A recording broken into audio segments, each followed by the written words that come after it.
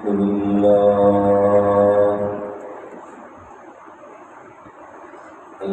لله وكفى والصلاة والسلام على سيد الرسل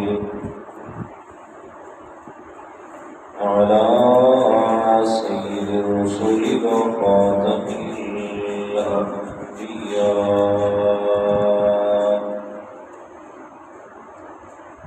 وعلى آله وأصحابه الأتقياء الذين هم خلاصة العلم العلماء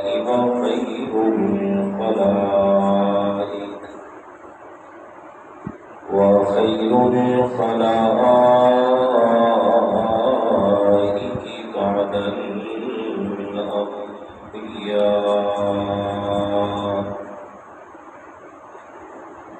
أما بعد فإن خير الحديث كتاب الله وخير الهدي هدي محمد صلى الله عليه وسلم وشر الأمور محدثاتها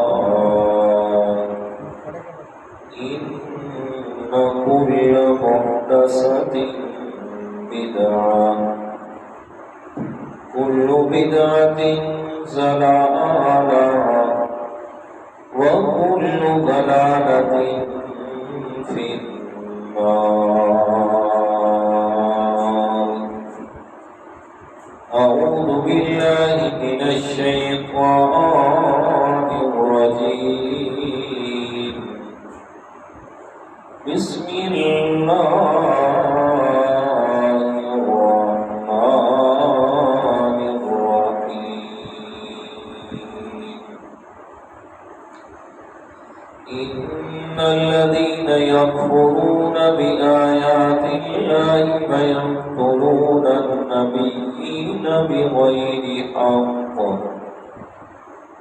ويقتلون الذين يأمرون بالقسط من الناس فبشرهم بعذاب أليم. أولئك الذين حبطت أعمالهم في الدنيا والآخرة وما لهم من ناصرين. ألم تر إلى الذين أوتوا نصيبا من الكتاب يدعون إلى كتاب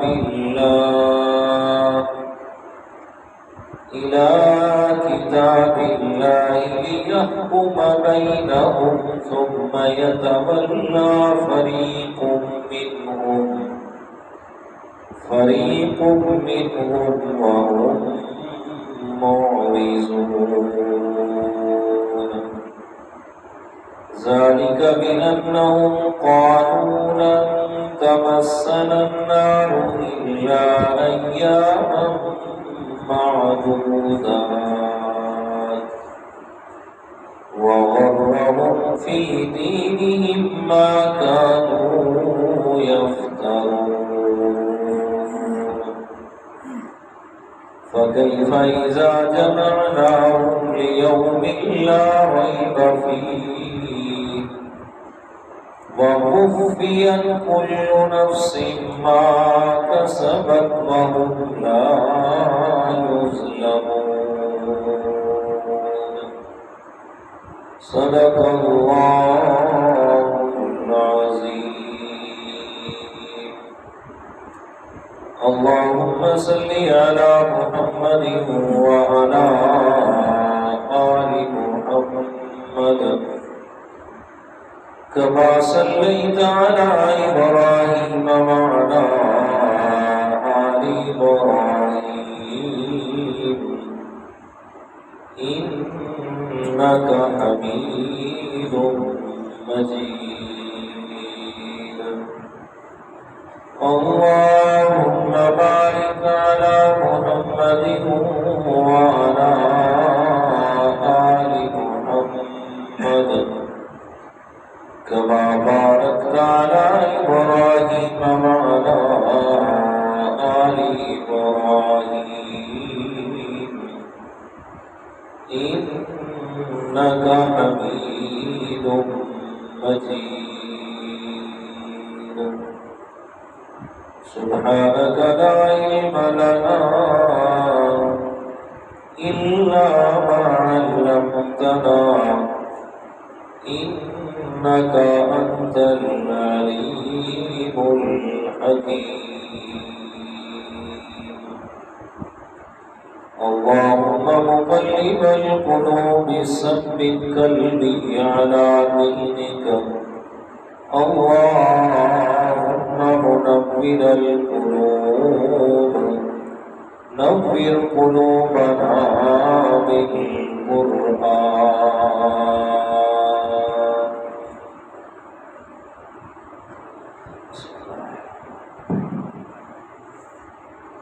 گرامی قدر سامعین المخلصین الموحدین دوستوں بزرگوں عزیز ساتھیوں آج کا ہمارا درس قرآن سورہ آل عمران کی آیت نمبر 21 سے شروع ہو رہا ہے۔ اس سے پچھلی آیات میں خالق کائنات نے اس بات کی وضاحت فرمائی کہ اللہ تعالیٰ کے ہاں دین اور مذہب وہ اسلام پسندیدہ ہے۔ شروع سے لے کر جناب محمد رسول اللہ صلی اللہ علیہ وسلم کی ذات اقدس تک تمام تر انبیاء کرام اسی دین اسلام کی دعوت دیتے چلے آئے ہیں۔ تو پھر سوال یہ پیدا ہوتا تھا کہ اس دین اسلام میں اختلاف کب پڑا، کیوں پڑا اور کن لوگوں نے ڈالا؟ تو اس کی وضاحت بھی اللہ تعالیٰ نے فرما دی کہ اس کے اندر اختلاف ڈالنے والے کوئی جاہل لوگ نہیں تھے، بلکہ وہ تھے جنہیں کتاب کا علم دیا گیا تھا، اور انہوں نے کب یہ اختلاف ڈالا؟ فرمایا علم آنے کے بعد۔ اور کیوں ڈالا؟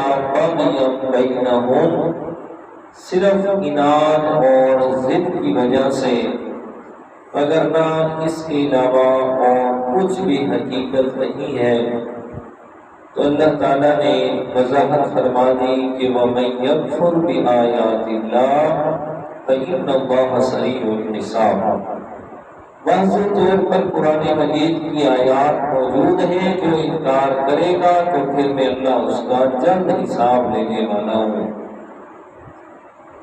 اور پھر آگے اللہ تعالیٰ نے یہود و نصارہ پر زجر بھی فرمائی، انہیں جھڑکا بھی صحیح کہ اپنے حالات دیکھو کہ میرے پیارے پیغمبر کے ساتھ آپ جھگڑ رہے ہو اور ضد لگا رہے ہو، حالانکہ میرے پیارے پیغمبر تو اس بات کی وضاحت فرما چکے ہیں کہ اسلمت وجہی للہ، کہ میں پیارے پیغمبر نے اپنی ساری عبادات کے لیے لائق اگر سمجھا ہے تو وہ صرف اللہ کی ذات کو۔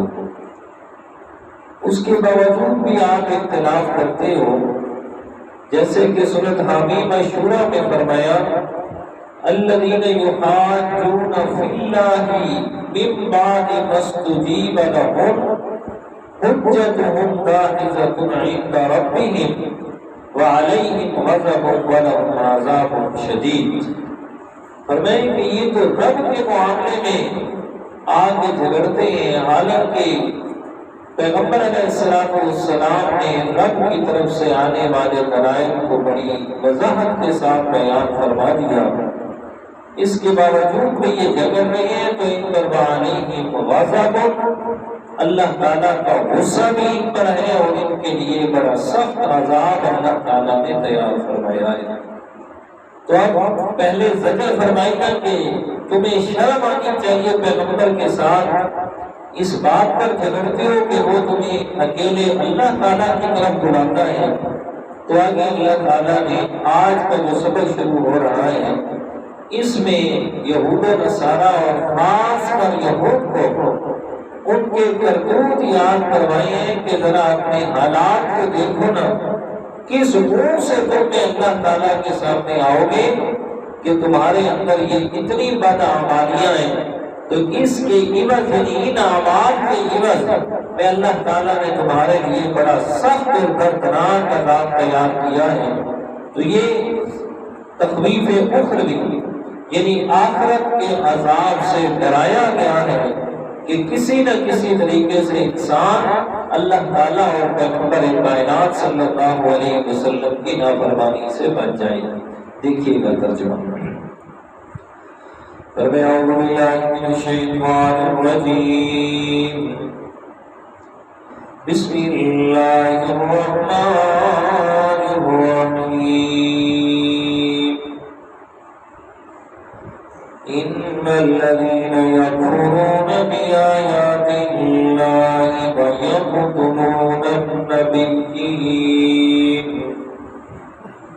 ویقتلون النبیین بغیر حق ويقتلون الذين يأمرون بالقسط من الناس فبشرهم بعذاب أليم.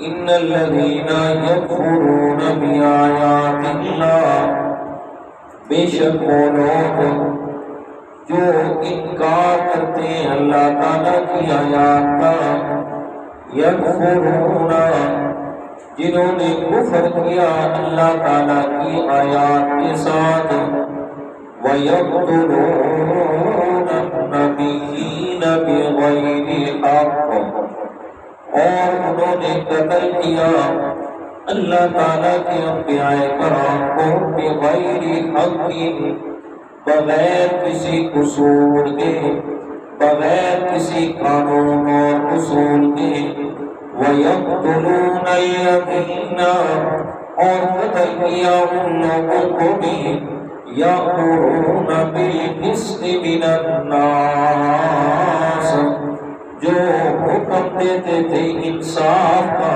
لوگوں میں سے. فرمایا جن لوگوں نے یہ کام کیے، پہلی چیز کہ اللہ تعالیٰ کی آیات کا انکار کیا اور دوسرے نمبر پر پیغمبروں کو قتل اور شہید کیا اور تیسرے نمبر پر ان لوگوں کو شہید کیا جو انہیں عدل و انصاف کا حکم دیا کرتے تھے. یہ تین کام کرنے والے فبشرهم بعذاب علیم فرمائے انہیں خوشخبری سنا دیجیے بعذاب علیم دردناک عذاب کی، کہ ان کے لیے اللہ تعالیٰ نے بڑا دردناک عذاب تیار کیا ہوا ہے. اب سمجھیے یکفرون بآیات اللہ کہ اللہ تعالیٰ کی آیات کا انکار کرتے ہیں. ان آیات سے مراد کیا ہے؟ یکفرون بآیات اللہ اللہ تعالیٰ کی آیات کا انکار.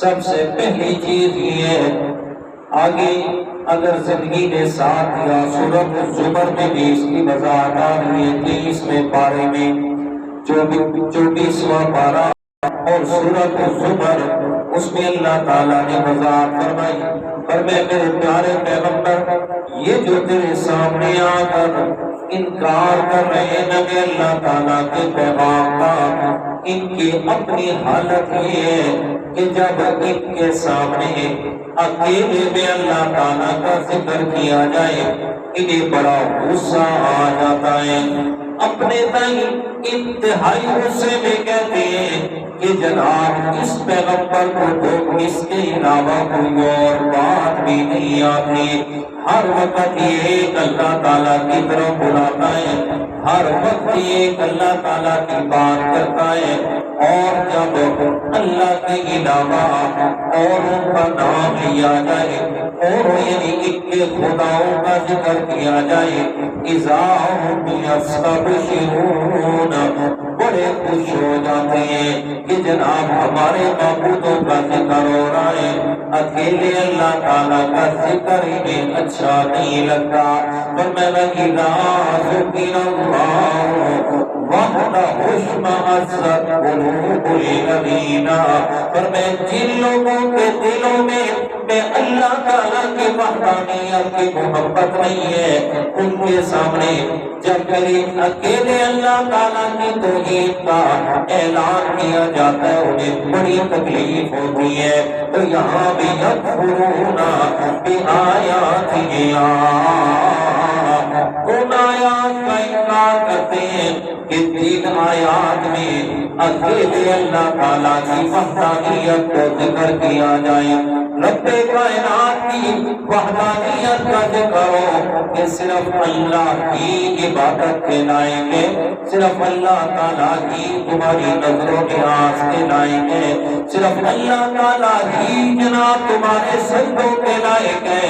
جب اکیلے اللہ تعالیٰ کا ذکر کیا جائے یکفرون، کوئی آیات کا انکار کر دیتے ہیں، کہتے جناب اور کوئی بات نہیں ہے، جب اکیلے اللہ تعالیٰ عبادت کے لائق ہے تو پھر ہمارے معبود کس لیے، تو پھر یہ جناب ہمارے عقیدت کے نام کی نظر و نیاز دیتے ہیں، یہ بھلا کس لیے؟ فرمایا یکفرون بآیات اللہ، وہ اللہ تعالیٰ کی آیات کا انکار کرتے ہیں، وَيَقْتُلُونَ النَّبِيِّينَ بِغَيْرِ حَقٍّ، اور انہوں نے بہت سارے انبیاء کرام کو شہید کیا بغیر حق، بغیر کسی قصور کے۔ جی یہ مطلب نہیں ہے کہ کوئی پیغمبر کو قتل کرنا حق بھی ہے، پیغمبر کا قتل کتنا گناہ ہے۔ تفسیر روح المعانی میں علامہ روح المعانی نے اسی آیت کے بعد یہ بات فرمائی، فرمایا رب کائنات کا یہ دستور ہے کہ جس قوم نے بھی اللہ تعالیٰ کے کسی ایک پیغمبر کو شہید کیا، اللہ تعالیٰ نے اس کے بدلے میں اس قوم کے 70,000 افراد کو قتل کروانا ہے۔ کہ پیغمبر کی شان اتنی اعلیٰ ہے، پیغمبر کی عظمت اتنی اعلیٰ ہے۔ اور دوسری بات جو آیت کا دوسرا حصہ بھی ہے، فرمایا جس قوم نے اللہ تعالیٰ کے کسی ایک عالم کو شہید کیا تو اس عالم کے بدلے میں اللہ تعالیٰ نے اس قوم کے 35,000 لوگوں کو قتل کروانا ہے، کہ اس عالم کی قدر اتنی زیادہ ہے، شان اور عظمت اتنی زیادہ ہے۔ اور یہود کے حالات کیا تھے، انہوں نے کیا کیا، ایک ہی دن میں 43 انبیاء کرام کو انہوں نے شہید کیا، خود تھی 43 انبیاء کرام کو شہید کیا، اور 170 سے زائد علماء کو ایک ہی دن میں انہوں نے شہید کیا۔ اور اللہ تعالیٰ نے فرمایا یقتلون النبیین بغیر حق، اپنے حالات کو تو دیکھو کہ میرے انبیاء کرام کو آپ نے بغیر کسی قصور کے شہید کیا، اولیاء اور میرے علماء کرام کو بغیر کسی غلطی کے ظلم تم نے مارا ہے اور اتنی کثیر تعداد میں مارا ہے، اور پھر بھی ابھی تم حاجی بن کے بیٹھے ہو کہ جناب جنت تو ہماری ہے، جنت میں تو صرف یہودیوں نے جانا ہے، باقی اور کسی نے بھی نہیں جانا۔ آگے فرمایا وَيَقْتُلُونَ الَّذِينَ يَأْمُرُونَ بِالْقِسْطِ مِنَ النَّاسِ، اور قتل کیا ان لوگوں کو بھی جو انہیں عدل و انصاف کا حکم دیا کرتے تھے۔ یہ تو تورات اور انجیل میں بھی بات لکھی ہوئی ہے، تورات شریف کے اندر بھی یہ بات ہے، یعنی آج بھی تورات کا جو اس کے اقتباس موجود ہے اس میں بھی لکھا ہوا ہے کہ یہودیوں کی خصلت یہ ہے کہ جو انہیں سیدھی بات کرتے ہیں وہ اسے قتل کرتے ہیں۔ جی یہ ان کی خصلت ہے کہ یہ ان کی عادت خبیث ہے کہ جو انہیں کوئی سیدھی بات عدل و انصاف کا حکم دیتے ہیں یا درس دیتے ہیں وہ انہیں اچھا نہیں لگتا، اس لیے کہ وہ اپنے تئیں اپنے لیے خدا بنے ہوئے کہ سب کچھ ہماری مرضی سے ہم جو کریں جس طرح چاہیں جیسے کریں وہی دین بن جاتا ہے، اس میں کوئی بھی رد و بدل نہیں کر سکتا۔ جی وَيَقْتُلُونَ الَّذِينَ يَأْمُرُونَ بِالْقِسْطِ مِنَ النَّاسِ، اور آج کل کچھ ہمارے معاشرے کے اندر بھی یہی بات چلی ہوئی ہے کہ وَيَقْتُلُونَ الَّذِينَ يَأْمُرُونَ بِالْقِسْطِ مِنَ النَّاسِ، کہ جو کوئی سیدھی بات کرتا ہے بس اس کو راستے سے ہٹا دیا جائے، نہ رہے باس نہ بجے بانسری، نہ ہو اور نہ کوئی کہے اور نہ کوئی ہمیں سننی پڑے، تو یہ دنیا میں تو راستے سے ہٹا دیا جائے گا، لیکن میرے پیارے آخرت میں رب کو کیا جواب دو گے؟ آخرت میں کیا جواب دیا جائے گا جب اس رب کی عدالت ہوگی اور اس عدالت میں نہ کوئی سفارش چلنی ہے اور نہ کوئی زبردستی شفاعت چلنی ہے، نہ کوئی لین دین چل رہا ہے، نہ رشوت چلنی ہے، وہاں تو سارے کے سارے فیصلے میرٹ پڑے ہوں گے اور پھر عدل و انصاف کے سارے فیصلے ہوں گے، اور پھر رب کائنات میں جب سوال کرتے ہیں بتاؤ میرے فلاں عالم کو شہید کیوں کیا تھا؟ جی مولانا اسلم شیخ پوری رحمۃ اللہ تعالیٰ نے کراچی میں بہت بڑے عالم گزرے ہیں، انہیں شہید کیا گیا۔ اچھا حالانکہ وہ بیچارے ٹانگوں سے معذور تھے، ٹانگوں سے معذور تھے، ویل چیئر پہ آتے جاتے تھے نا، لیکن کرتے کیا تھے؟ درس قرآن دیتے تھے، ٹھیک ہے، قصور ان کا یہی تھا، درس قرآن دے کے واپس آ رہے تھے اور راستے میں انہیں گولیوں سے بھون دیا گیا۔ 2007-8 کی بات ہے۔ جی تو میں عرض یہ کر رہا تھا کہ آپ اس بیچارے جو ہے نہ چل سکتا ہے نہ پھر سکتا ہے، بس مدرسے میں ہی بیٹھا ہے یا مسجد میں جا کے درس قرآن دے رہا ہے، اس کا کیا قصور ہے؟ اس نے کیا آپ کو گالی دیا بھائی کہ آپ نے اس کو درس قرآن دے کے جیسے نکلا آگے سے گھوڑیوں کو نشانہ بنا دیا، تو کیا قصور تھا اس کا؟ 2007 کی بات ہے۔ تو عرض یہ کر رہا تھا کہ یقتلون الذین یأمرون بالقسط، تو انہی کے جنازہ میں، انہی کے نماز جنازہ میں میرے استاد محترم ہیں کراچی سے، تو انہوں نے یہ حدیث سنائی جو میں بھی آپ کو میں نے حدیث سنا چکا ہوں۔ انہوں نے یہ فرمایا کہ کوئی ایک پیغمبر کو شہید کرے تو 70,000 اس قوم کے لوگوں کو اللہ تعالیٰ جو ہے اس پیغمبر کے بدلے میں قتل کرواتا ہے، اور کوئی کسی ایک عالم کو شہید کرے تو اس کے بدلے میں 35,000 لوگ مارے جاتے ہیں۔ انہوں نے فرمایا کہ کراچی والوں تمہاری گردنوں پہ تو ایک دو نہیں بلکہ سینکڑوں علماء کا خون ہے، بھلا کراچی میں کیسے عمل ہو سکتا ہے؟ یہ کیسے؟ اچھا وَيَقْتُلُونَ الَّذِينَ يَأْمُرُونَ بِالْقِسْطِ مِنَ النَّاسِ، اور قتل کیا ان لوگوں کو یأمرون بالقسط جو تمہیں عدل و انصاف کا حکم دیتے تھے۔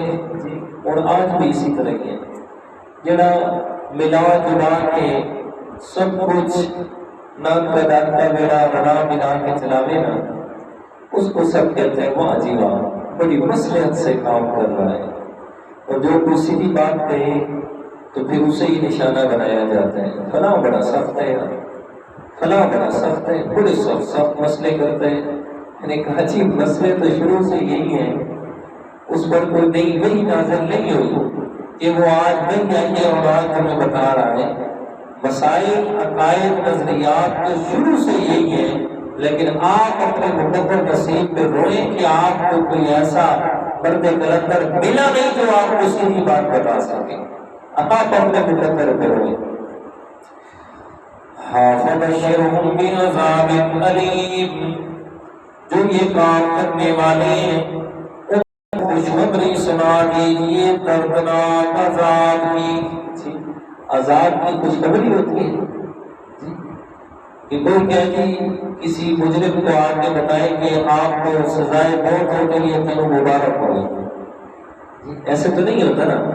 لیکن یہ جو فرمایا فَبَشِّرْهُم، آپ یہ خوشخبری دیجیے دردناک عذاب کی. یہ بطور تکلیف کو بڑھانے کے لیے تکلیف اور زیادہ کہ جیسے آپ لوگوں نے میرے علماء کو اور میرے انبیاء کرام کو شہید کیا، اسی طرح میں اللہ تعالیٰ بھی تمہیں دردناک عذاب کی خوشخبری سنا رہا ہوں تاکہ تمہیں اور زیادہ تکلیف ہو کہ عذاب یہ اور اوپر سے خوشخبری بھی کہا جا رہا ہے.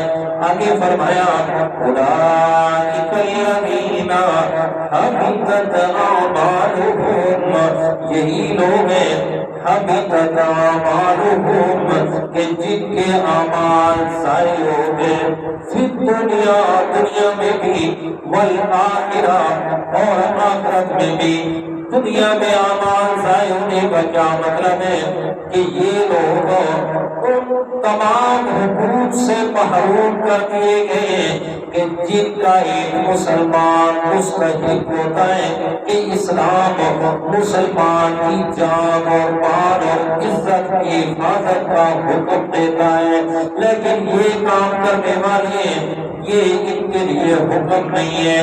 والآخرہ اور آخرت میں بھی ان کے اعمال ضائع. کیا مطلب؟ ان کے اعمال بے اثر ثابت ہوں گے کہ ان کو عذاب سے بچانے کے لیے کافی نہیں ہوں گے. وَمَا لَهُم مِّن نَاصِرِينَ، اور اس وقت ان کا کوئی بھی مددگار نہیں ہوگا. یعنی کوئی بھی اللہ تعالیٰ کے سامنے شفاعت کر کے یا کوئی لہر طے کر کے رشوت دے کے کوئی منازع چلا کے ان کو عذاب سے بچا لے، پر ایسا کبھی بھی نہیں ہوگا. أَلَمْ تَرَ إِلَى الَّذِينَ أُوتُوا نَصِيبًا مِّنَ الْكِتَابِ يُدْعَوْنَ إِلَىٰ كِتَابِ اللَّهِ لِيَحْكُمَ بَيْنَهُمْ ثُمَّ يَتَوَلَّىٰ فَرِيقٌ مِّنْهُمْ وَهُمْ مُعْرِضُونَ. آیت کریمہ کا شان نزول سنیے گا. حضرت عبداللہ ابن عباس رضی اللہ تعالیٰ عنہ اس حدیث کے راوی ہیں کہ جناب رسول اللہ صلی اللہ علیہ وسلم نے یہودیوں کے علماء کو دین اسلام کی دعوت دی تو انہوں نے سوال کیا تمہارا دین کون سا ہے؟ تو آپ صلی اللہ علیہ وسلم نے فرمایا کہ اللہ تعالیٰ نے مجھے دین ابراہیمی عطا فرمایا ہے. وہ ابراہیم علیہ السلام جو شرک و باطل سے بالکل بیزار تھے اور توحید کے پکے اور سچے داعی اور پرستار تھے. میں بھی اسی حضرت ابراہیم علیہ السلام کا مذہب لے کے آیا ہوں. کوئی پیغام آپ کو سنا رہا ہوں. تو یہودی آگے سے کہنے لگے کہ وہ ابراہیم علیہ السلام تو یہودی تھے. اگر وہ یہودی تھے کوئی آپ بھی لے کے آئے تو آپ کو چاہیے کہ آپ ہمارے ساتھ مل جائیں. اللہ تعالیٰ کے پیارے پیغمبر صلی اللہ علیہ وسلم نے فرمایا یہ بات کہاں لکھی ہے کہ ابراہیم علیہ السلام یہودی تھے؟ انہوں نے کہا ہماری تورات میں. میرے پیارے پیغمبر نے فرمایا چلو لے آؤ تورات اور بات ابھی حل ہو جاتی ہے.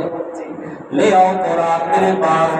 جب یہ بات کہی نا اب تورات میں تو یہ بات لکھی ہوئی نہیں تھی لہذا وہ یہودیوں کے بڑے بڑے علماء بھاگ گئے، انکار کر گئے اس بات سے کہ ہم آپ کو تورات نہیں دکھاتے۔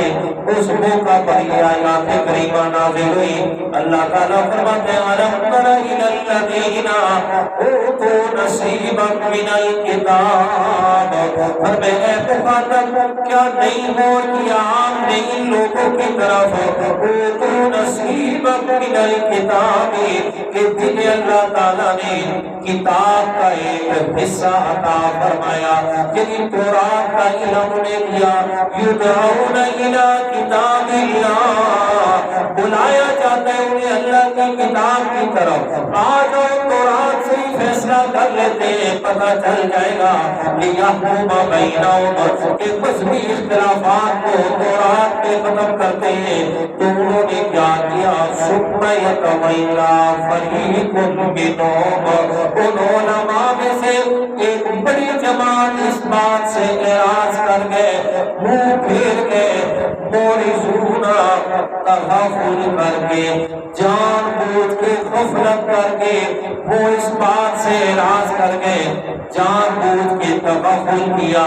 اور جیسے ایک شاعر کہتے ہیں نا کہ ہم نے مانا کہ تغافل نہ کرو گے، لیکن ہم نے مانا کہ تغافل نہ کرو گے، لیکن خاک ہم ہو جائیں گے تم کو خبر ہونے تک۔ جی ہمیں پتہ ہے کہ آپ جان بوجھ کے اعراض نہیں کرو گے، لیکن جب آپ کو پتہ چلے گا پتہ نہیں ہم کہاں پہنچ جائیں گے، تغافل کا معنی عرض کرنے لگا ہوں۔ ثم یتولی فریق منہم وہم مورثون، فرمایا ان میں سے ایک بڑی جماعت علماء کی جو تغافل کر کے جان بوجھ کے منہ پھیر گئے، جان بوجھ کے اس بات سے دور ہو گئے۔ کیوں دور ہوئے؟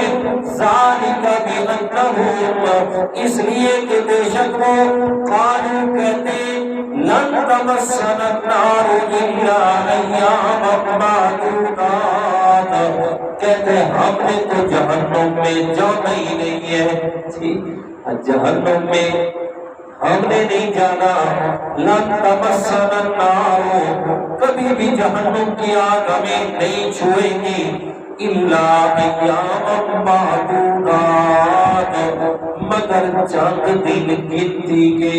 یہ بات پیچھے بھی گزر چکی ہے پہلے پارے میں۔ یہود یہ کہتے تھے کہ انہوں نے بہت ساری باتیں اپنی طرف سے گھڑی ہوئی تھی نا، اپنی طرف سے عقائد و نظریات بنائے ہوئے تھے، اور ان کو ذمہ لگایا تھا اللہ تعالیٰ کی کہ یہ اللہ کی طرف سے ساری باتیں۔ ان میں سے ان کا ایک نظریہ یہ بھی تھا کہ اول تو بات یہ ہے کہ ہم اللہ تعالیٰ کے چہیتے ہیں، ہمارا اللہ تعالیٰ سے قریبی تعلق ہے۔ سورۃ المائدہ میں آگے آئے کہ انہوں نے کہا وقالت اليہود والنصارى نحن ابناء اللہ واحباؤہ، یہود و نصارہ نے کہا ہم نے جہنم میں نہیں جانا۔ کیوں نہیں جانا؟ اس لیے کہ ہم اللہ تعالیٰ کے بیٹے ہیں، اس لیے کیوں بیٹے ہیں کہ اللہ تعالیٰ ہم سے بڑی محبت کرتا ہے۔ جی کبھی دونوں نے پیغمبروں کو اللہ کے بیٹے بنا دیا نا، اور جب جہالت میں اتنے آگے بڑھے اس نے کہا کہ پیغمبروں کی بات کو چھوڑو، ہم خود اللہ کی اولاد ہیں، اس لیے ہمیں اللہ تعالیٰ کبھی بھی جہنم میں ڈالے گا نہیں۔ اول تو بات ہے ہم نے جانا نہیں، اور اگر جانا بھی پڑا نا تو چند دن جائیں گے۔ وہ کون سے چند دن؟ کہتے وہ جو ہمارے پہلے بزرگوں سے اور پہلے آباء و اجداد سے غلطی ہوئی تھی نا کہ 40 دن جو انہوں نے گائے کی پوجا کی تھی، بچڑے کی، گوشالہ پرستی، جو انہوں نے چند دن بچڑے کی پوجا کی تھی، وہ سامری نے بچڑا بنایا اور سب نے جناب اس کی عبادت شروع کر دی۔ تو اس نے کہا وہ جو چند دن ہمارے اس کی عبادت کے تھے، اگر جانور میں جانا بھی پڑا تو وہ 40 دن جائیں گے، اس سے زیادہ نہیں جائیں گے۔ کیوں؟ اس لیے کہ پہلی بات تو یہ ہے کہ ہم اللہ تعالیٰ کے لاڈلے اور بڑے چہیتے ہیں، اس لیے اللہ تعالیٰ ہماری کسی بھی گناہ پر ہماری گرفت نہیں کرے گا۔ اور دوسری بات یہ ہے کہ جن بزرگوں کے ساتھ ہماری نسبت ہے کہ بادشاہوں جن کو ہم ماننے والے ہیں نا وہ بڑے پہنچے ہوئے ہیں، وہ ہمیں زبردستی جہنم سے بچا لیں گے۔ جی وہ ہمیں زبردستی انہوں نے ادھر جانے ہی نہیں دینا ہمیں، تو وہ ہمیں وہ نسبت ہمارے کام آئے گی کہ جس نسبت کے ساتھ ہم رہ رہے ہیں نا وہ ہمیں زبردستی جہنم سے بچا لیں گے۔ ایمان اور اچھے اعمال کی ضرورت ہمیں نہیں ہے، وہ لوگ ایمان لائیں آپ پر اور اچھے اعمال کریں کہ جنہیں جنت میں جانے کے لیے کوئی مسئلہ ہو، ہمیں تو جنت میں جانے کے لیے کوئی بھی مسئلہ نہیں ہے۔ یہ آگے فرمایا فَغَرَّهُمْ فِي دِينِهِمْ مَا كَانُوا يَفْتَرُونَ، اور وہ کہتے ہوئے اپنے دین میں بوجہ ان باتوں کے جو انہوں نے خود بنائی ہوئی ہیں، جو اپنی طرف سے انہوں نے گھڑ لی ہیں باتیں، پھر میں اس وجہ سے وہ بڑے غرور میں رہتے ہیں، بڑے مغرور بنے ہوئے ہیں کہ ہمیں اچھے اعمال کرنے کی ضرورت نہیں ہے۔ جی یہ یہود و نصارہ کا ذکر کر رہا ہوں، یہ مسلمانوں کا نہیں، یہ یہود و نصارہ کا ذکر کر رہا ہوں کہ یہ ان کا عقیدہ تھا کہ جناب ہمارے بزرگوں سے ہماری جو نسبت ہے نا وہ نسبت ہمیں جہنم میں جانے نہیں دے گی۔ یہ نظریہ کہاں سے آیا ہے؟ یہودیوں سے۔ کہاں سے آیا ہے؟ یہودیوں سے یہ نظریہ ہے۔ یہ رب کا قرآن آپ کے سامنے، یہ پچھلے دن ایک بہت بڑی غلطی ہے آپ کی یا سرگوٹا ڈویژن میں، تو ان کا عرس تھا، تو اس عرس کا بیان میں نے خود سنا ہے۔ بس کیا کروں، کچھ ان لوگوں سے میری محبت اتنی زیادہ ہے کہ میں ان کے بیانات سنتا رہتا ہوں، اکثر جو باتیں آتی ہیں نئی نئی سنتا رہتا ہوں، کچھ سیکھنے کو مل جاتا ہے اور کچھ ایسی باتیں ہوتی ہیں جن سے بچنے کی اللہ توفیق دے دیتا ہے، سمجھ آ جاتی ہے۔ تو اس میں وہ حضرت فرما رہے تھے کہ جناب جن لوگوں نے ہمارے ہاتھ پہ بیعت کی ہوئی ہے، یہ الفاظ میں نقل کر رہا ہوں، جن لوگوں نے ہمارے ہاتھ پہ بیعت کی ہوئی ہے، جن کی نسبت ہمارے ساتھ ہے، وہ چاہے اچھے عمل کرے یا نہ کرے، میں انہیں جنت کی ضمانت دیتا ہوں۔ جی کہ بڑی سستی مل گئی تھی جنت، لاکھوں کا مجمع تھا۔ یہ وہی حضرت صاحب تھے جو پچھلے کچھ 2 سالوں میں ایک ویڈیو بھی وائرل ہوئی تھی کہ یہ فرما رہے تھے کہ ڈھول بجانا سنت ہے۔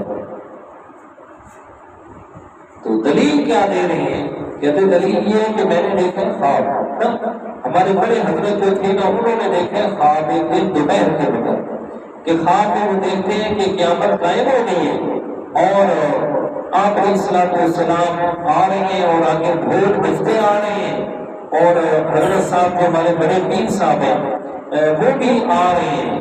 تو آپ علیہ الصلوۃ والسلام نے ان پیر صاحب کو فرمایا کہ بھائی ذرا ادھر ادھر دیکھ لو، آپ کا کوئی قریب رہ نہ جائے جنت سے، تو اسے بھی ساتھ پکڑ کے لے آؤ۔ کہتے دیکھیے میں نے دیکھا ہے اپنی آنکھوں سے کہ قیامت کا منظر ہے اور آپ سلم آ رہے ہیں اور آپ کے آگے ڈھول بجائے جا رہے ہیں، آپ کے آگے آپ سلم نے منع نہیں کیا تو سمجھ آئی کہ یہ کیا ہے؟ سنت ہے۔ یہ کیا ہے جی؟ سنت ہے۔ میں پچھلے عید الاضحیٰ کے جمعوں میں یہ بات بڑی تفصیل سے ذکر کر چکا ہوں کہ خواب صرف اور صرف پیغمبر کا حجت ہوتا ہے، پیغمبر کے علاوہ کسی کا خواب بھی یقینی نہیں ہے۔ جیسے کہ حضرت ابراہیم علیہ السلام نے خواب دیکھا کہ میں اپنے بیٹے کو ذبح کر رہا ہوں، چھری لے کے اسی طرح بیٹے کو ذبح کرنے کے لیے شروع ہو گئے، تو وہ خواب اللہ تعالیٰ کی طرف سے کیا ہوتا ہے؟ وہی ہوتا ہے پیغمبر کا خواب۔ ہماری طرح نہیں ہوتے کہ خیالات آ رہے ہیں سارے لوگ کو، نہ، صرف پیغمبر کا خواب قطعی یقینی اور اللہ کی طرف سے وہی ہوتا ہے، اور وہ اسی طرح شریعت کا حکم بنتا ہے جیسے عام حالات میں پیغمبر کے بعد شریعت کا حکم بنتی ہے۔ پیغمبر کے علاوہ کسی کا خواب قطعی اور یقینی نہیں ہے۔ یہاں تو جناب ہمارے بیعت ہو جاؤ، ہمارے ساتھ نسبت بنا لو، جنت تمہاری یقینی ہے۔ اور پیغمبر کی حدیث اکثر میں سناتا ہوں، آپ علیہ الصلوۃ والسلام اپنی بیٹی حضرت فاطمہ رضی اللہ تعالیٰ عنہا کو فرماتے ہیں، فرمایا یا بنتی یا فاطمہ کو سلینی ما شئتی، او میری پیاری بیٹی فاطمہ جو کچھ مانگنا چاہتی ہے دنیا میں والد محترم سے مانگ لے، جو چاہتی ہے مانگ لے، میں پیغمبر تمہیں دنیا میں دے سکتا ہوں، لیکن ایک بات کا خیال کرنا، قیامت کے دن اللہ تعالیٰ کے سامنے کوئی بھی رب کی نافرمانی والا کام لے کے نہ آنا، وگرنہ فاطمہ اللہ کے سامنے میں پیغمبر بھی تیرے کام نہیں آ سکتا۔ یہ پیغمبر اپنی لخت جگر کو فرما رہے ہیں۔ اب پیغمبر سے بڑی نسبت بنا کس کی ہو سکتی ہے؟ پیغمبر سے بڑا اور کون عظمت والا؟ پیغمبر کی بیٹی سے بڑی نسبت کس کی ہوگی؟ پیغمبر اپنی بیٹی کو بھی للکار رہے ہیں، خیال کرنا فاطمہ، خیال کرنا، کوئی بھی ایسا کام کر کے نہ آنا وگرنہ اللہ تعالیٰ کے سامنے میں پیغمبر بھی تمہیں زبردستی نہیں بچا سکتا۔ تو یہ یہود و نصارہ کا عقیدہ کہ ہمیں کیا ضرورت ہے نیک اعمال کرنے کی، ہمیں کیا ضرورت ہے اس پیغمبر پر ایمان لانے کی، ہماری تو نسبت بڑے بڑے لوگوں سے، ہمیں تو وہ نسبت ان کی جنت میں لے جائے گی، ایمان اور اعمال کی کوئی ضرورت نہیں ہے۔ اللہ تعالیٰ کے فرماتے ہیں فَكَيْفَ إِذَا جَمَعْنَاهُمْ لِيَوْمٍ لَا رَيْبَ فِيهِ، فرمایا بھلا بتاؤ تو صحیح نا پھر کیا حال ہوگا جب میں اللہ تعالیٰ نے جمع کرنا ہے آپ سب کو اس دن میں جس میں کوئی بھی شک نہیں ہے، فرمایا جس دن میں کوئی بھی شک نہیں ہے، میں اللہ تعالیٰ نے قیامت کے دن آپ سب کو اپنے سامنے جمع کرنا ہے۔ وَوَفِّيَتْ كُلُّ نَفْسٍ مَا كَسَبَتْ وَهُمْ لَا يُظْلَمُونَ، ہر ایک کو میں اللہ تعالیٰ نے اس کے کیے ہوئے اعمال کا پورا پورا بدلہ دینا ہے، ذرہ برابر بھی اس میں ظلم نہیں ہوگا، نہ یہ ظلم ہوگا کہ عمل تو کسی اور نے کیا ہو، برائی تو کسی اور نے کی ہو اور بدلہ کسی اور کو دیا جا رہا ہے، یا نیکی تو ایک کی آدمی نے لیکن اس کو بدلہ پورا پورا نہیں ملا، فرمایا ایسا کوئی بھی ظلم نہیں ہوگا۔ یہاں پہ اللہ تعالیٰ نے عیسائیوں کے ایک عقیدے کی وضاحت فرمائی اور تردید فرما دی۔ عیسائی کیا کہتے ہیں؟ کرسچینٹ یہ کہتے ہیں جناب عیسیٰ علیہ السلام سولی پہ چڑھ گئے اور ہم سارے عیسائیوں کے گناہوں کا کفارہ بن گئے، جی سارے عیسائیوں کے گناہوں کا کفارہ بن گئے۔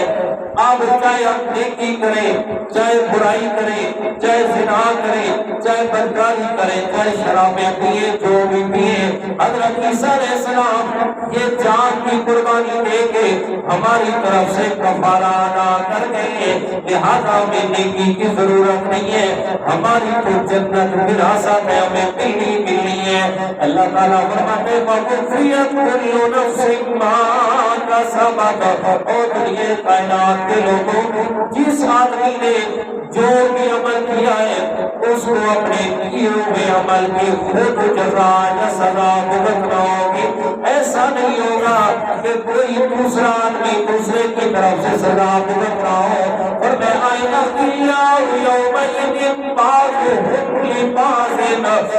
ایسا قیامت کا دن ہوگا کہ جو قریبی دوست ہوں گے پر میں وہ ایک دوسرے کے دشمن بنے ہوئے نظر آئیں گے، دور دور بھاگ رہے ہوں گے، صرف اس وجہ سے کہ کہیں اس کے کیے ہوئے اعمال کی شامت میرے اوپر نہ آ جائے۔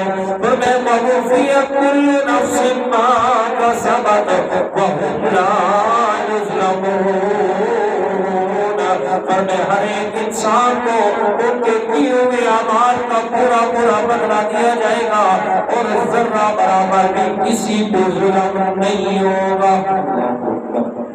اس لیے میرا بھائی یہ بات پورے دماغ سے نکال دے کہ اکثر لوگ یہ کہتے ہوئے نظر آتے ہیں کہ ہم فلاں کے ہاتھ میں بیعت ہیں، لہذا حضرت صاحب نے ہمیں کہہ دیا کہ سانو نمازوں میں لوگ نہیں کریں، میں جانوں اور نمازیں جانے، میں جانوں اور روزے جانے، آپ کو کیا ضرورت ہے بادشاہ؟ اگر آپ میرے ہاتھ میں بیعت کر کے بھی نمازیں پڑھنے ہو تو پھر بیعت کرنے کا کیا فائدہ؟ پھر اتنے بڑے لوگوں کے ہاتھ میں ہاتھ دینے کا کیا فائدہ بھائی کہ جب وہ ہمیں نماز بھی پڑھ رہے ہو، نماز بھی چھوڑ دے اور ہمیں مسکوا نہ سکے، یہ کوئی فائدہ ہے پھر بیعت کرنے؟ بلکہ جو بالکل فائدہ ہے اس فائدہ نقصان کا پتہ تب چلے گا جب دو کا زمین کے نیچے جائیں گے. بالکل فائدہ نقصان ہے لیکن پتہ کب چلے گا جب آنکھیں بند ہوگی. اس لیے کہ آنکھیں کھلی ہیں تو اس میں ہمیں بڑے بڑے بہانے بھی آتے ہیں اور بڑی بڑی باتیں بھی آتی ہیں.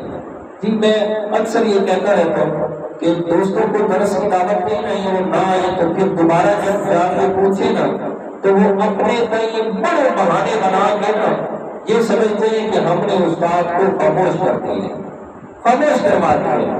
استاد مطمئن ہو کے چلے گئے کہ درس میں نہیں آئے تو خیر ہے. حقیقت کے اندر یہ ہوتا ہے کہ وہ سچ ہے یا جھوٹ ہے وہ ہمیں پتہ چل رہا ہوتا ہے کہ یہ کہنا کیا چاہتا ہے، لیکن دوسری طرف سے اللہ جانتا ہے. بس جب میں وضو کے ساتھ بیٹھا ہوں وہاں سے اٹھتے ہوئے یہ دعا کر کے نکلتا ہوں یا اللہ اپنے قرآن کے ساتھ سچی محبت نصیب فرما دے.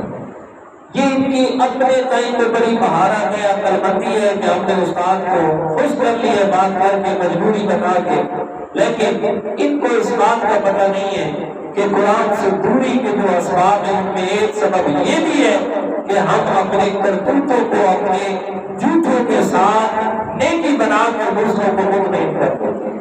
جی اس کے بڑا سبب یہ بھی ہے کہ ہم قرآن سے کیا ہیں دور ہیں.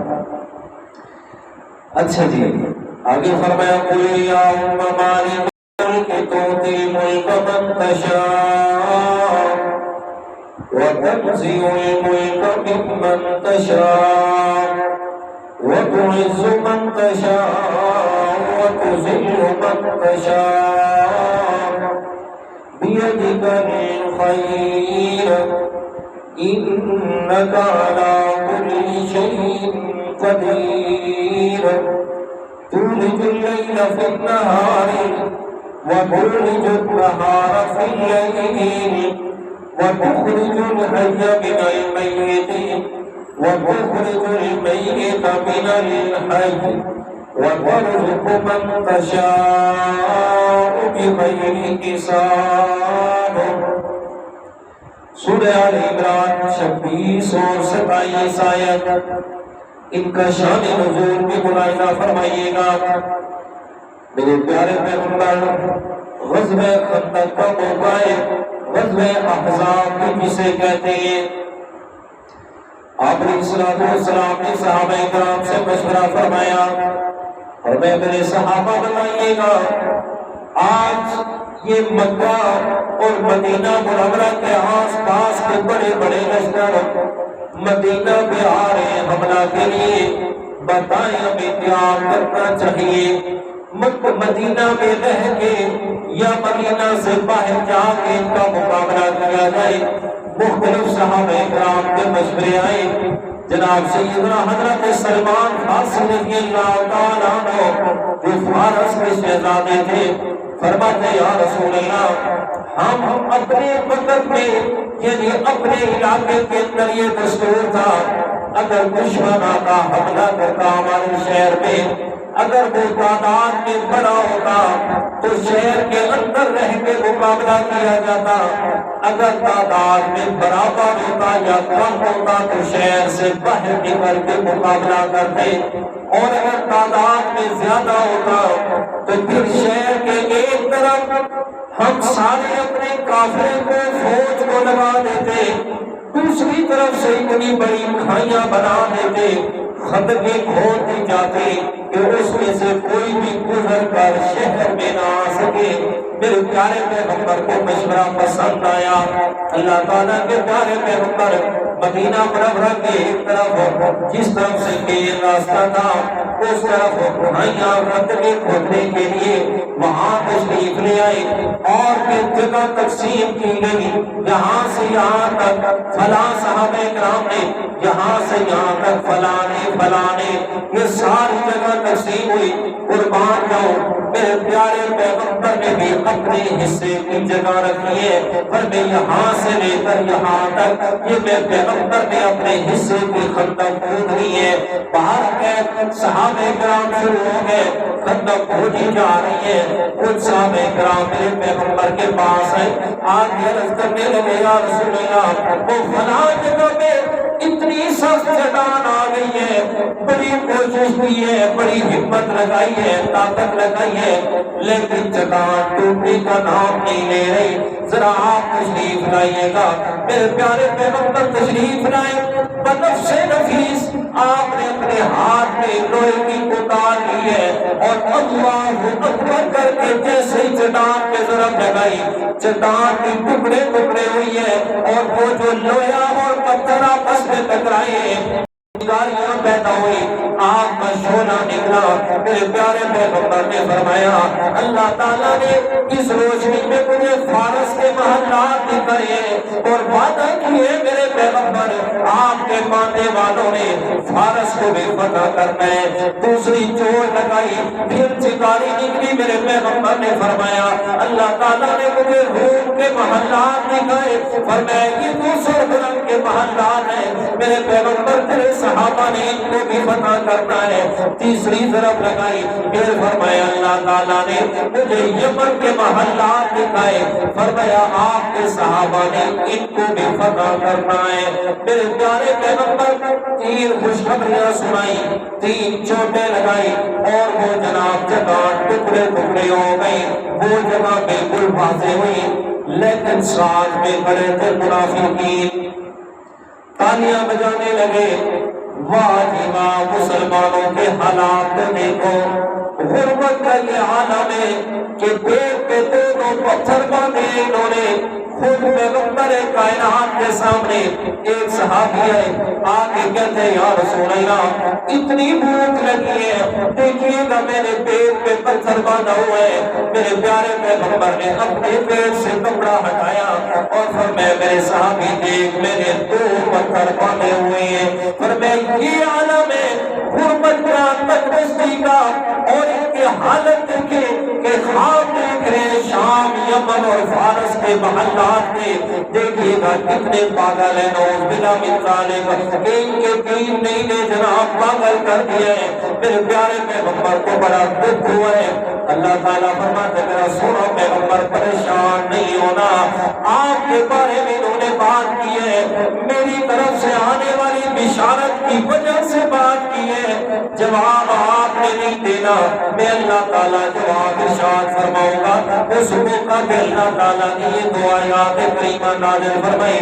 اب سمجھے گا قرآن مجید کا انداز، فرما دیجئے میرے پیارے پیغمبر صلی اللہ علیہ وسلم اللہم مالک الملک، اے اللہ تو ساری بادشاہیوں کا مالک ہے، تو دل ملک من تشاء، تو کسے چاہتے بادشاہی عطا فرماتا ہے، وتنزع الملک ممن تشاء، اور کسے چاہتا ہے تو بادشاہی چھین لیتا ہے، وتعز من تشاء، جسے چاہتا ہے عزتوں سے نواز دیتا ہے، وتذل من تشاء، اور جسے چاہتا ہے تو ذلیل و خوار کر دیتا ہے۔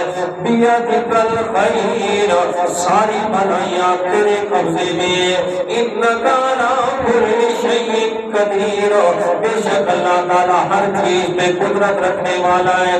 تولج اللیل فی النہار، فرمایا وہ داخل کرتا ہے رات کو دن میں، وتولج النہار فی اللیل، اور داخل کرتا ہے دن کو رات میں، وتخرج الحی من المیت، اور نکالتا ہے زندہ کو مردہ سے، وتخرج المیت من الحی، اور نکالتا ہے مردہ کو زندہ سے، وترزق من تشاء بغیر حساب، اور جسے چاہتا ہے بغیر حساب کے رزق عطا فرماتا ہے۔ اب سمجھیے گا شان نزول اور آیت کریمہ کی نسبت، فرمایا اللہ تعالیٰ اس بات میں قادر ہے کہ وہ ساری کائنات کی بادشاہی کا مالک ہے، اس بات پہ قدرت رکھتا ہے، جسے چاہے بادشاہی عطا کر دے، جسے چاہے چھین لے، جسے چاہے عزت دے دے، جسے چاہے ذلیل کر دے، فرمایا رات کو دن میں اور دن کو رات میں، زندہ کو مردہ سے اور مردہ کو زندہ سے، فرمایا جس کا بے حساب دینا، فرمایا جب ان ساری چیزوں پہ اللہ تعالیٰ قادر ہے تو وہ قادر ہے اس بات پہ کہ اپنے پیغمبر کے بے حد صحابہ کرام کو فارس اور روم اور یمن کی فتح فرما دے گا۔ یہ اللہ تعالیٰ کی قدرت کاملہ ہے۔ فرمایا جب ان ساری چیزوں پر کرنے والا ہے تو پھر اپنے پیغمبر کے صحابہ کو فتح دینے پہ بھی قادر ہے، اس پہ تعجب کی کوئی بھی بات نہیں ہے۔ اب الفاظ سمجھیے گا حدیث قرآن مجید کی آیت کے، فرمایا مالک الملک، اللہ تعالیٰ ساری بادشاہی کا مالک ہے۔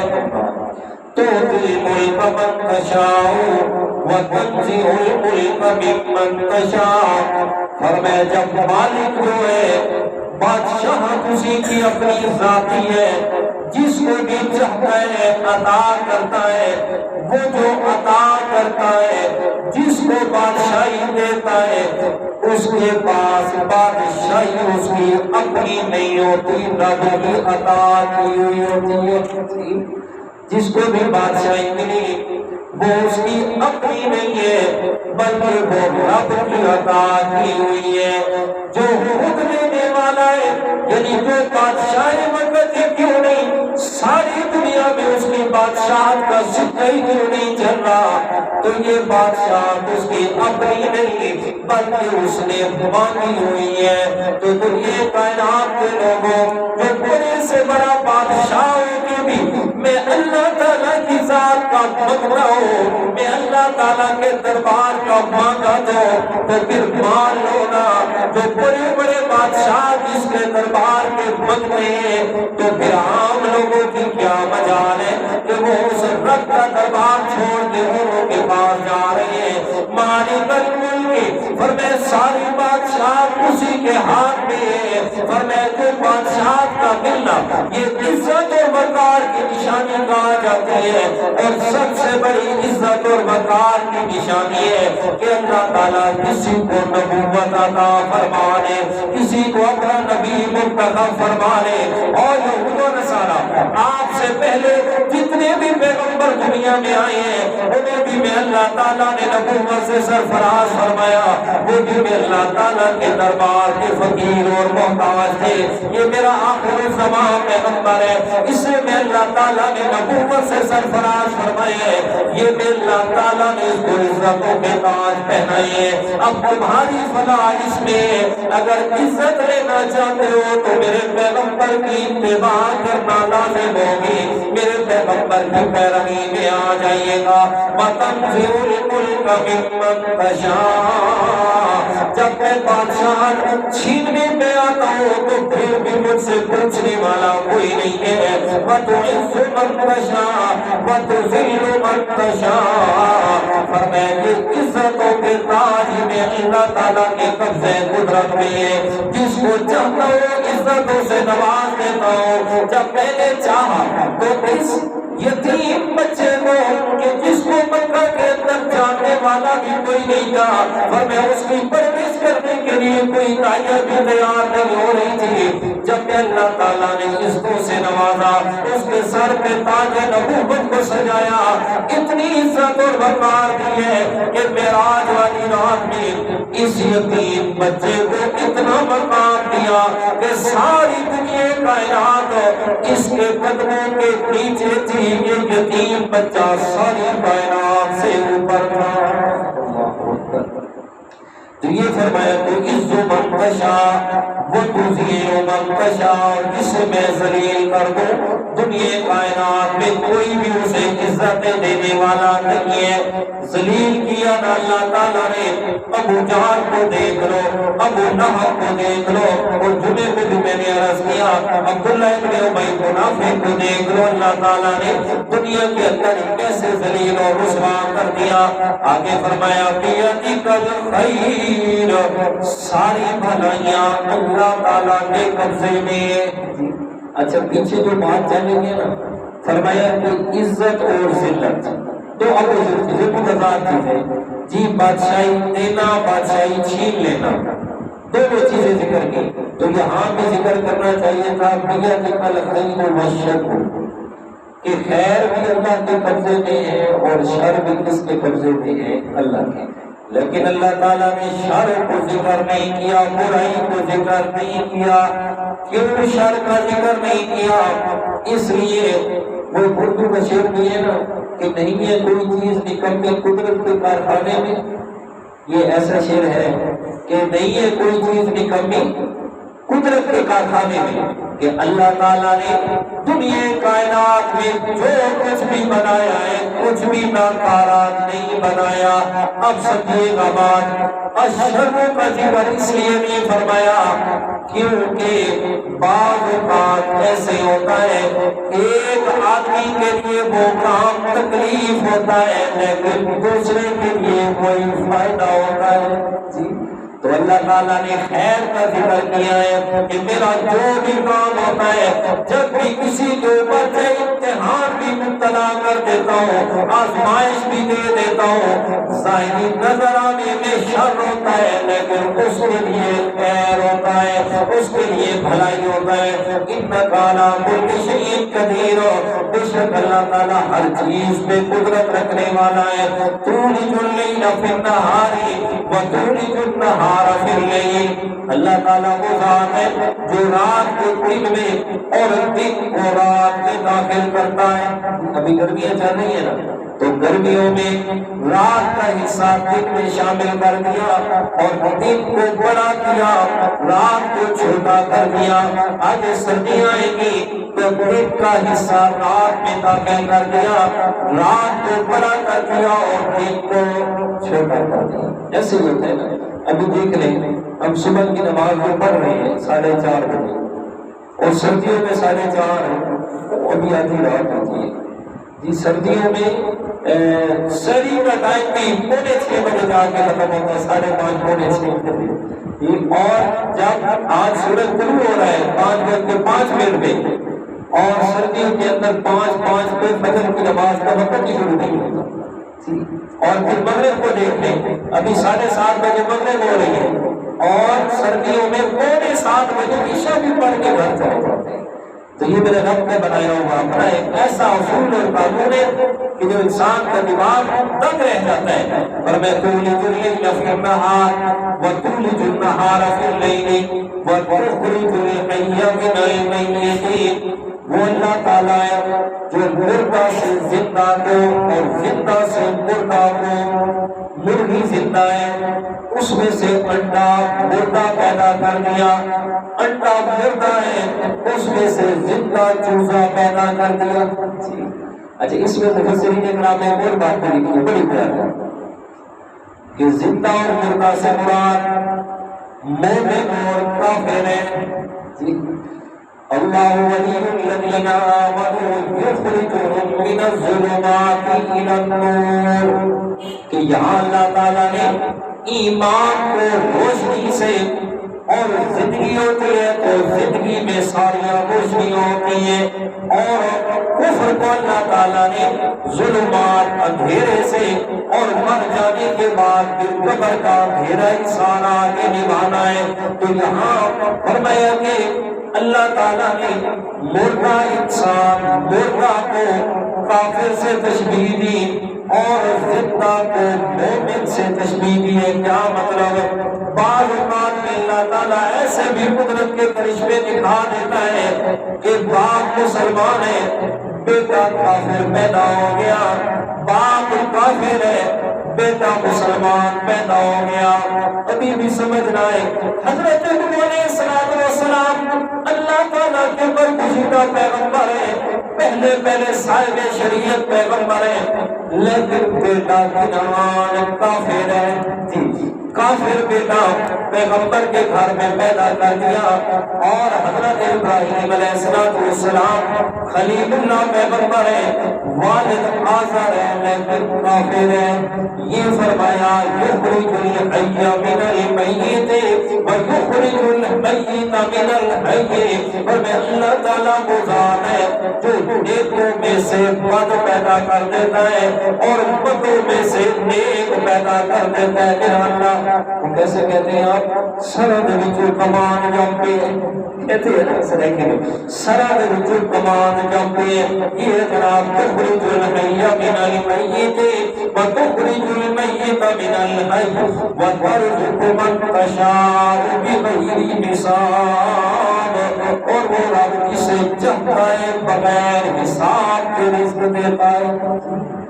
کہتے ہیں جب رب دینے پہ آئے تو کوئی بھی پتہ نہیں چلتا، اور اگر انسان انسانیت میں نہیں رہا اور جب وہ لینے پہ آئے تو پھر بھی پتہ نہیں چلتا پتہ یار وہ کروڑوں میں گئے تو گئے تھا بغیر حساب۔ جب میں رزق دینے پہ آتا ہوں بغیر حساب کے رزق بے شمار اس کا ادا کر دیتا ہوں۔ یعنی مطلب کیا ہے؟ یہ جو ساری صفات بیان کی ہیں یہ اکیلے میں اللہ تعالیٰ کی ہے جی، ساری بادشاہت اس پر میں اللہ تعالیٰ کا تصرف ہے، میں اللہ تعالیٰ کی قدرت ہے، میں اللہ تعالیٰ کا حکم چلتا ہے، ساری کائنات کا ذرہ ذرہ یہ محکوم ہے اور حاکم اکیلا میں اللہ تعالیٰ ہوں۔ کائنات کا ذرہ ذرہ یہ سارے کے سارے محتاج ہے اور حاکم اور دینے والا عطا کرنے والا صرف میں اللہ تعالیٰ ہوں۔ اور میں ساری کائنات کی عزتیں یہ میں اللہ تعالیٰ نے پیدا کی ہے، اور جس نے بھی عزت حاصل کرنی ہے وہ میں اللہ کے در کا محتاج بن جائے، میں اللہ تعالیٰ سے عزتوں سے نوازوں گا۔ اب رزق سارے کا سارا یہ میں اللہ تعالیٰ کے قبضے قدرت میں ہے۔ اب جس کو بھی رزق چاہیے وہ میں اللہ تعالیٰ سے مانگے۔ ان اللہ هو الرزاق ذو القوة المتين۔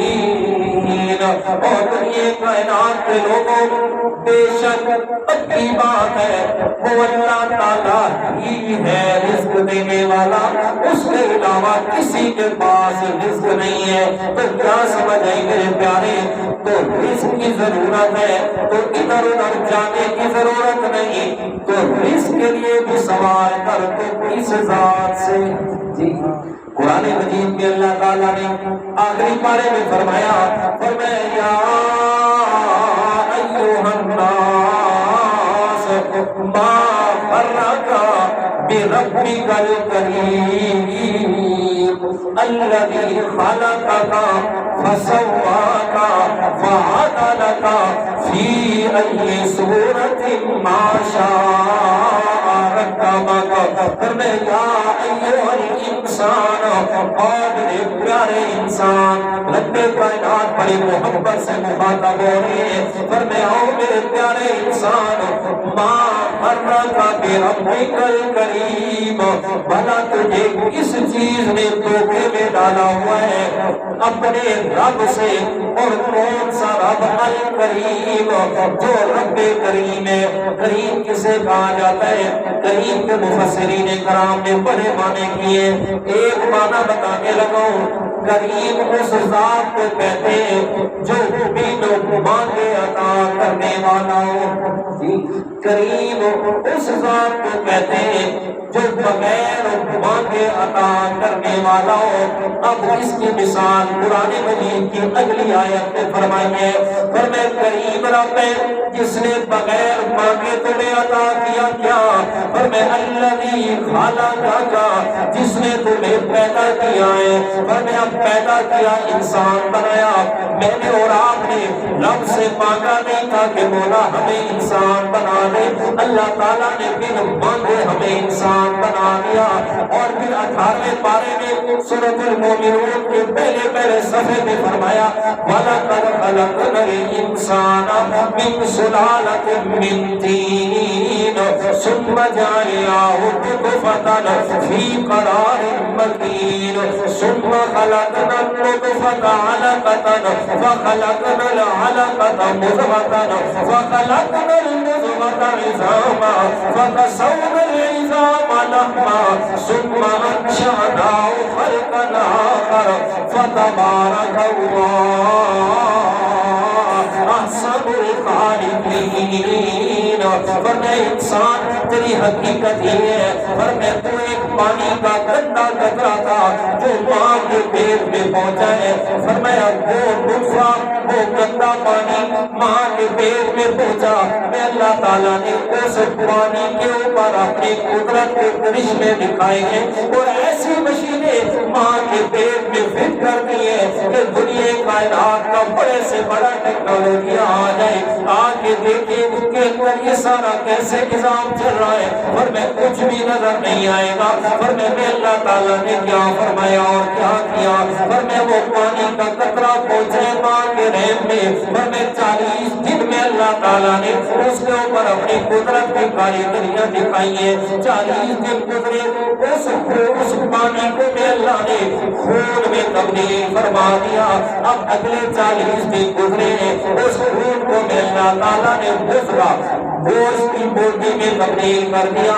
اب اگلے 40 دن گزرے، اس گوشت کو میں اللہ تعالیٰ نے ہڈیوں میں تبدیل کرنا شروع کیا۔ اب اگلے 40 دن گزرے، پھر اس کے اوپر میں اللہ تعالیٰ نے فَقَسَوْنَ الْعِظَامَ لَحْمًا، میں اللہ تعالیٰ نے اس ہڈیوں کے ڈھانچے پہ گوشت کو چڑھا دیا ہے۔ 4 مہینے پورے ہوئے، 4 مہینے پورے ہونے کے بعد اب میں اللہ تعالیٰ نے اپنی قدرت کے ذریعے اس بچے کے اندر روح کو پھونک دیا ہے۔ اب یہ سارا کام ماں کے پیٹ میں ہو رہا ہے، اور اس ماں کو بھی پتہ نہیں ہے کہ یہ سارا نظام کیا چل رہا ہے۔ اب کیا مسئلہ سمجھائیے، سنیے گا۔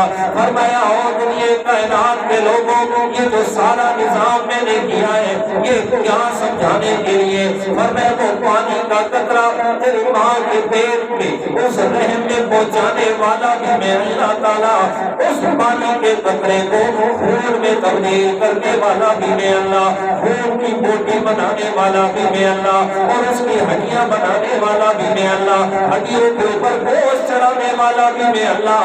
تو پھر فتبارک اللہ، مانا برکت دینے والا بھی اکیلا اللہ ہے۔ اور میں اب ماں کے پیٹ میں سارا کچھ ہو رہا ہے۔ یہ 4 مہینوں کے بعد بچے نے حرکت شروع کر دی ہے۔ اب پیدا کیسے کیا؟ اور میں هو الذی یصورکم فی الارحام کیف یشاء، اور میں اللہ تعالیٰ جیسے چاہتا رہا ہوں تیری ماں کے پیٹ میں تیری تصویریں بناتا رہا۔ پھر کیسے بنایا؟ خلقک فسواک فعدلک، پھر میں اللہ تعالیٰ نے اپنی قدرت کی مشینوں کو فٹ کیا تیری ماں کے پیٹ میں۔ کون سی مشینیں؟ جو دنیا کے اعتبار سے سمجھو، اور میں خراج مشینیں بڑی جناب تیرے جسم کی لائن کو سیدھا کرنے کے لیے فعدلک، اور میں تعطیل ارکان کی ہے۔ کیا مطلب؟ ٹانگوں کو میں اللہ تعالیٰ نے سیدھا بنایا، بازوں کو سیدھا بنایا، آنکھوں کو بنایا، کانوں کو بنایا، تیری زبان ہو تیرا چہرہ بنایا۔ کس طرح؟ پر میں تو جس جگہ پہ خوبصورت لگتا تھا میں اللہ تعالیٰ نے اسی جگہ پہ لگایا ہے۔ کان اس جگہ خوبصورت لگتے تھے، میں نے اس جگہ کان لگائے، یہاں ناک لگایا، آنکھوں کو سامنے سجایا، اور میں تیرا اتنا خوبصورت میں اللہ تعالیٰ نے چہرہ بنایا۔ فی ای صورت ما شاء اب بچہ پیدا ہو گیا، اور میں پیدا ہوئے، پیدا ہونے کے بعد میں اللہ تعالیٰ نے بن مانگے تمہیں رزق دیا۔ کیا؟ تیری ماں کے سینے پہ 2 دودھ کی نہریں جاری کر دی، اور میں تیرے لیے رزق کا انتظام بن مانگے ہو رہا ہے۔ اب جناب 2 سال پورے ہوئے، اس کے بعد باقی کھانے میں اللہ نے بن مانگے بنائے۔ یہ گائے کا دودھ ہے، یہ پھل ہے، یہ فروٹ ہے، یہ روٹی ہے، یہ فلاں ہے، یہ فلاں ہے، پر میں یہ ساری چیزیں بن مانگے میں اللہ تعالیٰ نے تمہیں دی ہے۔ پر میں اب انسان بچپن سے لڑکپن سے جوانی، جب جوانی کی دہلیز پہ آیا ہے، شیشے کے سامنے کھڑا ہوتا ہے، اپنے آپ کو بنا سنوارا ہے، اور کیا کہتا ہے کہ میرا دل یہ تسلیم کرتا ہے مولا کہ جیسے میں چاہتا تھا تم نے مجھے ویسے خوبصورت بنا دیا ہے۔ فرمایا یہاں تک بن مانگے سب کچھ مل رہا ہے جی، ہم ماں کے پیٹ میں مانگ نہیں سکتے، بن مانگے رب نے دیا جی۔ اور پھر ایسی خوبصورت جگہ اللہ تعالیٰ نے رزق کے لیے رکھی نا، فرمایا ماں کے پیٹ میں بچے کا رزق بنایا، وہ ماں کے جسم کا گندا خون، لیکن چونکہ وہ گندا خون تھا اس کو منہ میں سے انسان کے اندر نہیں جانے دیا، بلکہ ناک کے ذریعے سے وہ انسان کے جسم کے اندر سارا رزق پہنچاتا رہا ہے۔ فرمایا جیسے میں نے تمہیں ماں کے پیٹ میں رہتے بھی رزق دیا اور حرام چیز سے بچایا، اب جب پیدا ہو گئے تو اسی طرح اپنے منہ کو حرام چیزوں سے بچا کے رکھ لے، اپنے جسم کو حرام خوری سے بھی بچا اور حرام کاری سے بھی بچا لے۔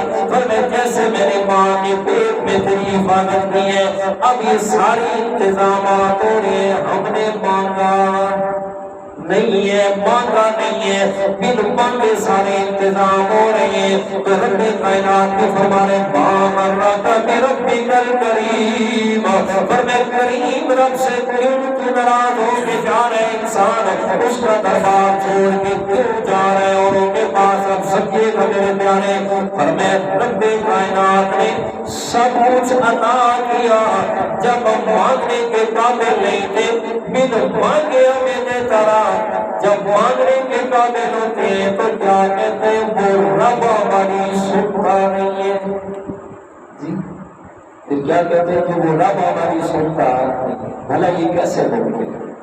جی جو رب بن مانگے دے رہا ہے، جب مانگیں گے تو اور زیادہ ہوگا، اور زیادہ بھی دے گا اور خوش بھی ہوگا۔ حدیث قدسی ہے، رب کائنات فرماتے میرے پیارے پیغمبر نے فرمایا، اللہ تعالیٰ فرماتے ہیں، فرمایا جب انسان مجھ سے مانگتا نہیں ہے میں ناراض ہوتا ہوں، اور جب مانگتا ہے تو میں خوش ہوتا ہوں۔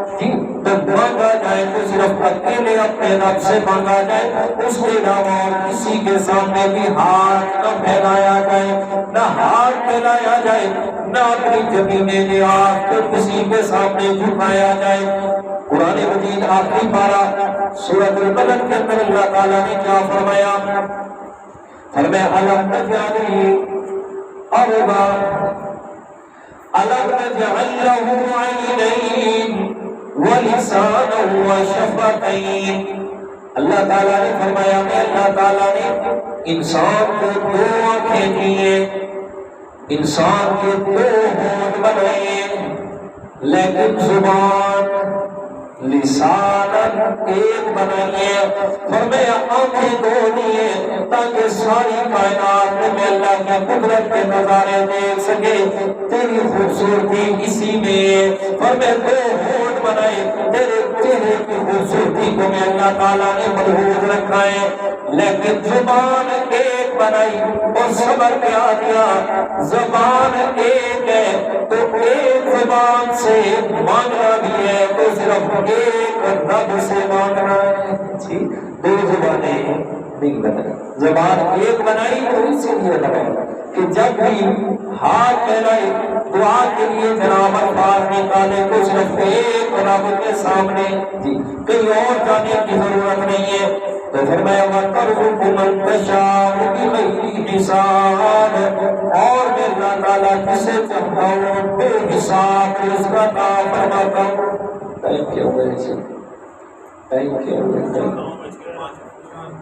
4 منٹ ہو گئے، چل کیونکہ اگلا مضمون جو ہے نا یہ ہے ذرا طویل اور اس میں بات سمجھانے والی بہت زیادہ ہے، اور تھوڑا قدر قرآن مجید کا جو مشکل مقامات ہے ان میں سے مشکل مقام بھی ہے، اگر وہ شروع کرو تو ٹائم کا میں رہ جائے گا، تو یہیں تک بات کو ختم کرتے ہیں۔ جو کچھ کہا سنا اللہ تعالیٰ قبول فرمائے اور اللہ تعالیٰ ہم سب کو اس کے مطابق عقیدہ اور عمل بنانے کی بھی توفیق عطا فرمائے۔ الحمدللہ رب العالمین۔